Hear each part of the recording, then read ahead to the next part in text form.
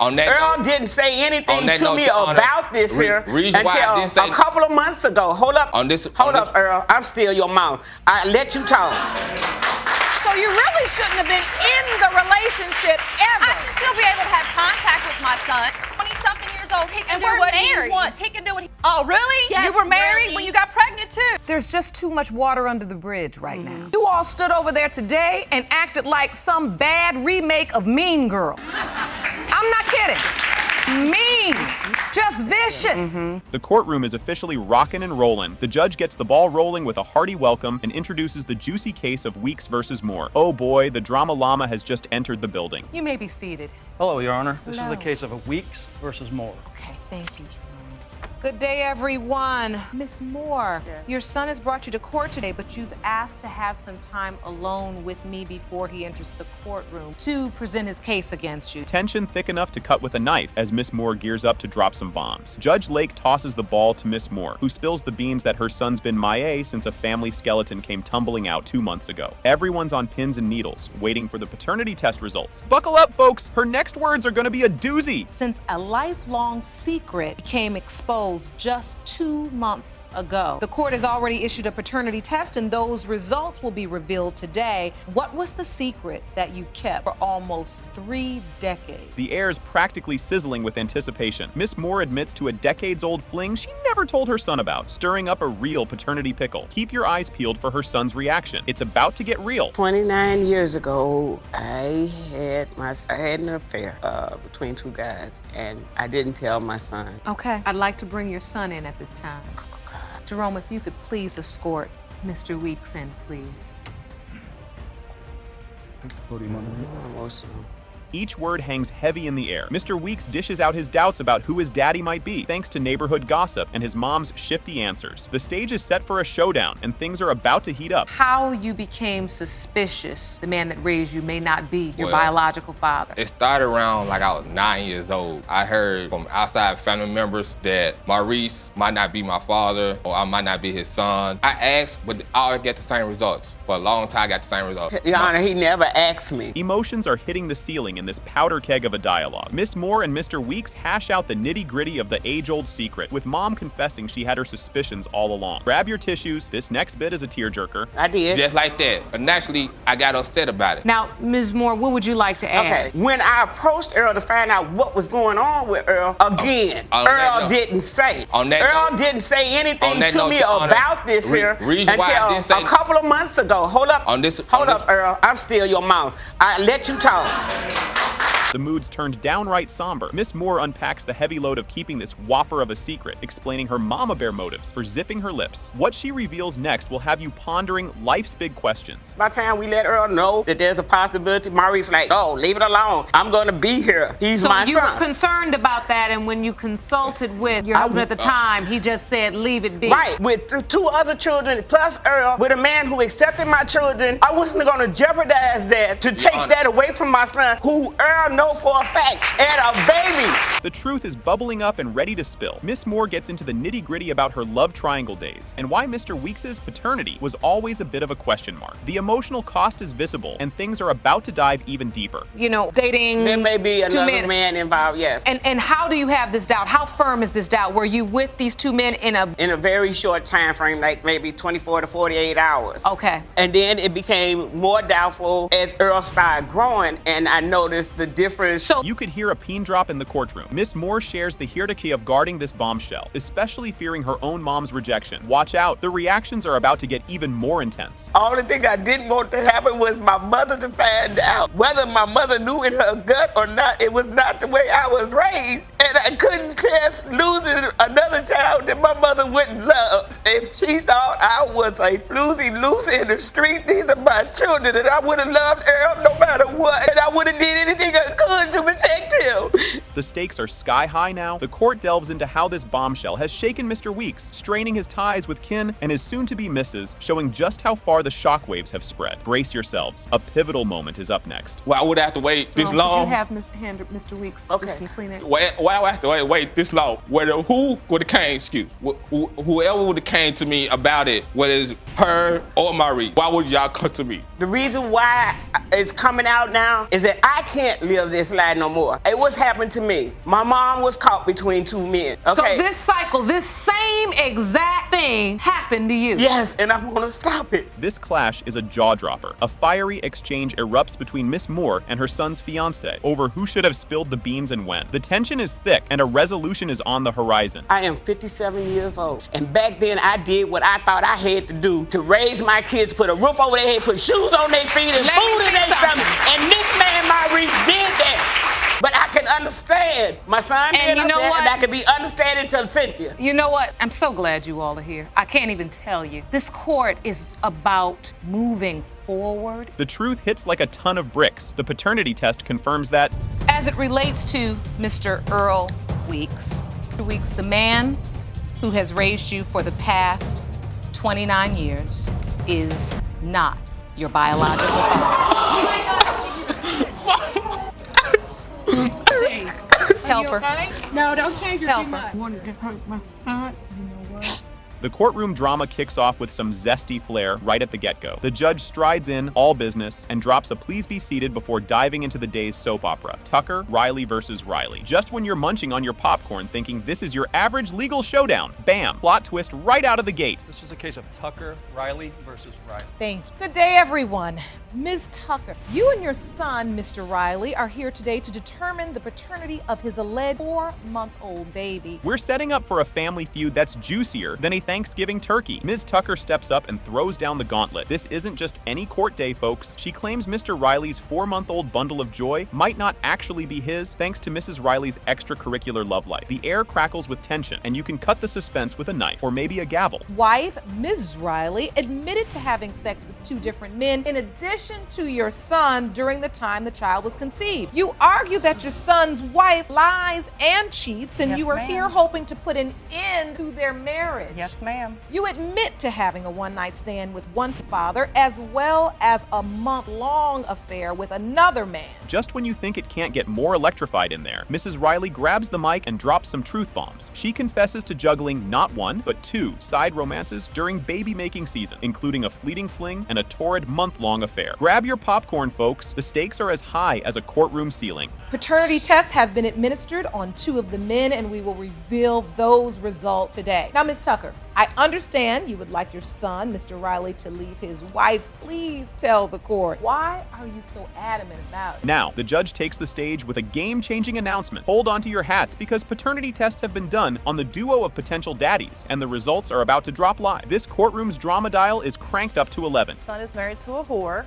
I'm not a whore. Oh, I'm speaking. How can please, you call me a a whore? The whore, same a whore, as me, if A nothing. whore. Let's get some order. please. Willfully had an affair numerous times, lived with the man, whatever, has no clue who the father is, or he wouldn't be here today. At least I'm finding out. And But hopefully, we find out when who we do there is find of my out, husband. when we do find out who the father is, Cue the dramatic music as accusations start flying like courtroom confetti. Ms. Tucker and Mrs. Riley go at it, throwing shade and scandal across the aisle until the judge has to step in to restore some semblance of order. It's getting hotter than a lawyer's briefcase on a sunny day. but The me. truth is you're a mother, Yes, ma'am. and you're hurting for your son. Yes. I ain't married to her. I'm married to my husband, James Wright. And he's still my son and will be my son to the And day he's I still die. my husband. I'm not going nowhere. So, So whatever. that's you us. Ms. Tucker, Get- that you see going on in their marriage that causes so much concern. Mrs. Riley isn't done with her confessions. She spills the tea on the whole baby daddy saga, stirring up more drama about her escapades and their impact on her marriage. Secrets are popping out faster than toast in a toaster. So she's admitted to cheating. Yes. Why do you think your son staying?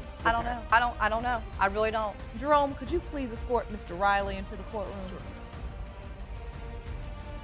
I haven't seen him in 4 months, so he looks very well. He looks really good because of her. Just when you thought your jaw couldn't drop any lower, Mrs. Riley throws a curveball about their home life. After a brief separation from Mr. Riley, she actually asked if her boyfriend could crash at their pad, because guess what? He was homeless. The courtroom's collective jaw hits the floor. You all don't have any respect for yourselves, but you will have respect for this court.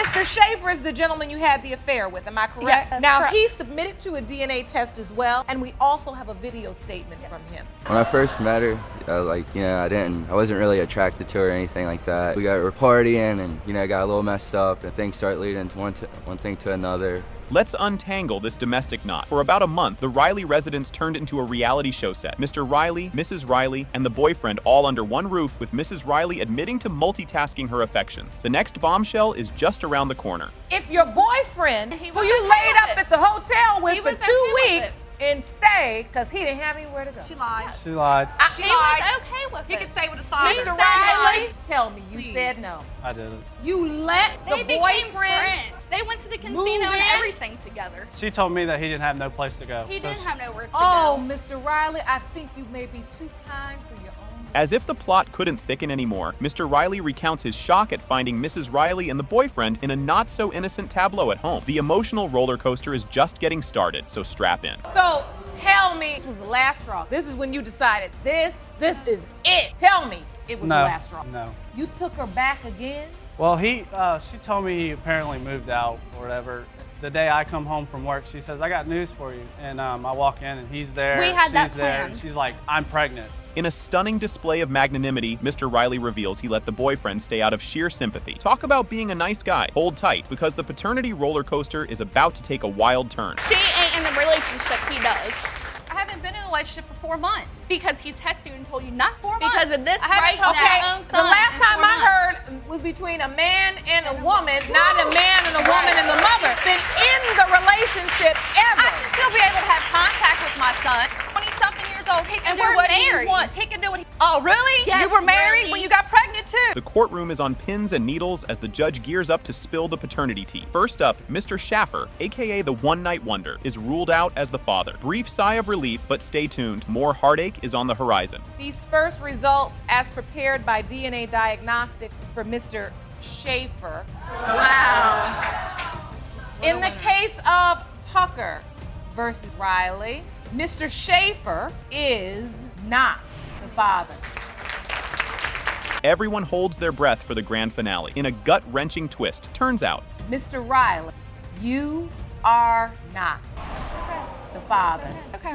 He'll still be the dad no matter what. Yeah. You don't know. Let's get some order. Mr. Riley, I know that was not the news you wanted to hear.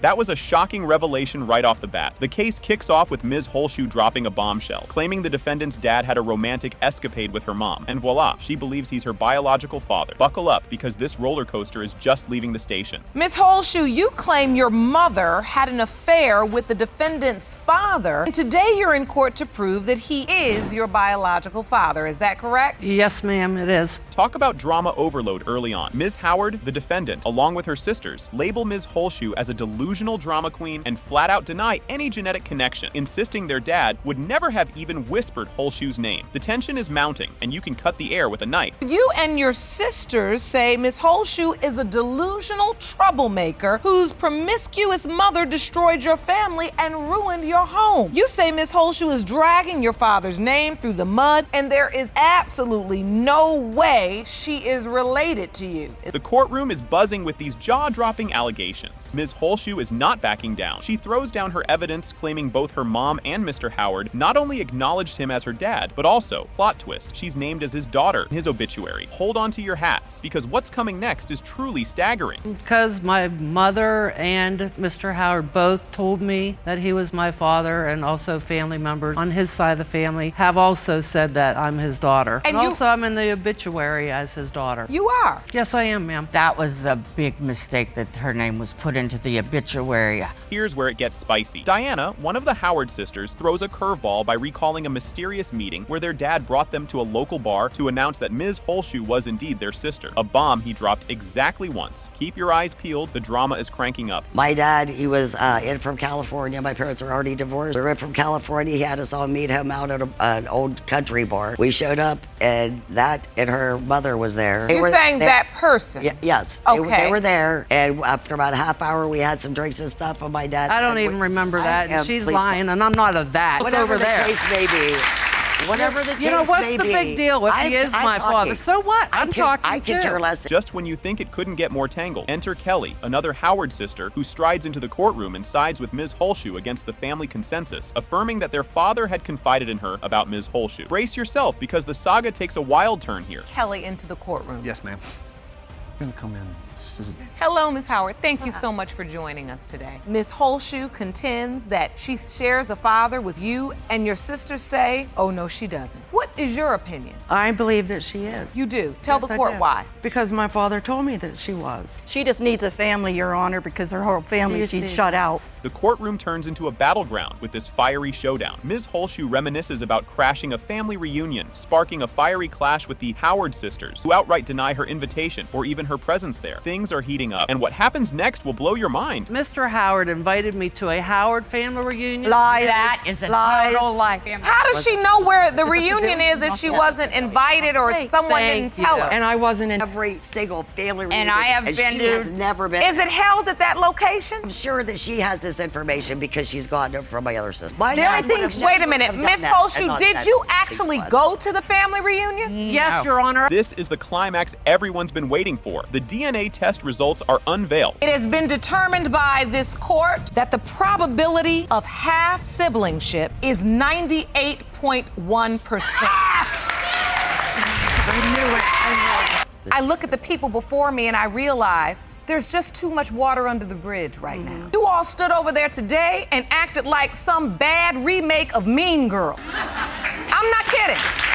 Mean, just vicious. The court session begins as the case of Hardy versus Lynn is called to order. The judge and participants throw out some easy hellos, setting the stage for what's about to go down. You won't believe the roller coaster we're about to ride. Mr. Hardy, you are here to prove what you have always known, that you fathered the defendant's 26-year-old daughter, Taylor. You say your belief was proven to be true after Taylor learned another man was not her biological dad. Mr. Hardy reveals he got a mysterious message that threw him for a loop, thinking Miss Lynn finally acknowledged his fatherly status. Plot twist, he was all set for a celebratory dance until the reality kicked in that she might not have actually said what he thought she said. So much for getting his world's best dad mug out of storage. The second time she told me she was pregnant, I doubted it because she'd already said she was pregnant before. So you were told she was pregnant before? Yes, but she wasn't pregnant that time. So I had my doubts the second time she told me she was pregnant. Seen for myself that she was pregnant. Since you've always known this was your child, were you accompanying her? Was your family involved in the pregnancy? Not Nope. at all. No, ma'am. Her parents did everything they could to keep us apart. In a dramatic twist, Ms. Lynn calls Mr. Hardy a damn liar, and the audience gasps like they're watching their favorite soap opera. She claims she never spilled the beans about daddy duties, which throws a wrench into Hardy's story. It's like a game of he said, she said, but with more legal bills. And you're a damn lie.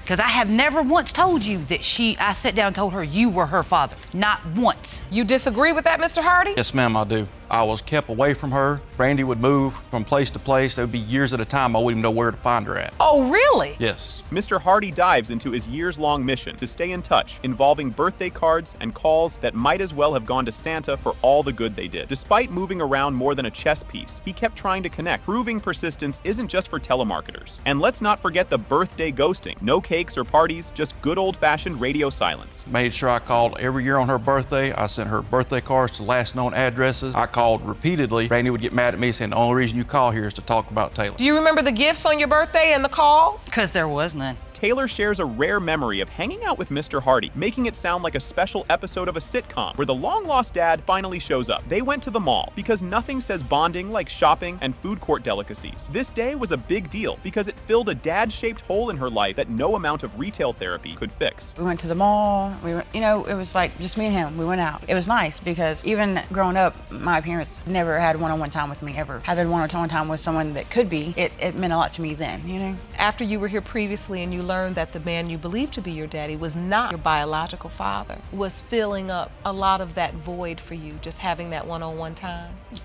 Ms. Lynn gets sentimental hearing about the mall adventure, feeling guilty that her daughter's childhood lacked daddy-daughter dates. She reassures Taylor of her love, regardless of the DNA results, in a moment that could have used a heartfelt sitcom soundtrack. It's all about the love, no matter who ends up being the bio dad. Because she grew up knowing the man I was married to as her father. I hate it that he didn't spend that type of time with her. All I can do is make sure that she knows, regardless of what happens here or who raised her, she's my daughter and I love her. In your heart, you do know, wrong or right, you felt like this was well-intentioned. You were a young girl. Quite frankly, I made a lot of bad decisions for a lot of good reasons. We see that a lot here in this courtroom. And I just want to tell you in this moment, you're not alone. Well, I appreciate that because sometimes it feels like it. Enter Mr. Bryant, another contender in the fatherhood stakes, who's convinced he's the dad because apparently they share a knack for the same hairstyle or something. He's been on the dad possibility train for 26 years, and now he wants off at the next station. Cue the dramatic courtroom reveal. Will he or won't he be the dad? Bryant, thank you for joining us today. We are here discussing the paternity surrounding this beautiful young woman, Taylor. We've been told that you are a potential biological father. Do you believe you are her biological father? Yes, ma'am. You do? Because she's got so much resemblance of my daughter. The big reveal drops like a hot potato. It has been determined by this court. Taylor's biological father is Mr. Bryant. Yes! Yes, I told you. I give her a hug. Yes.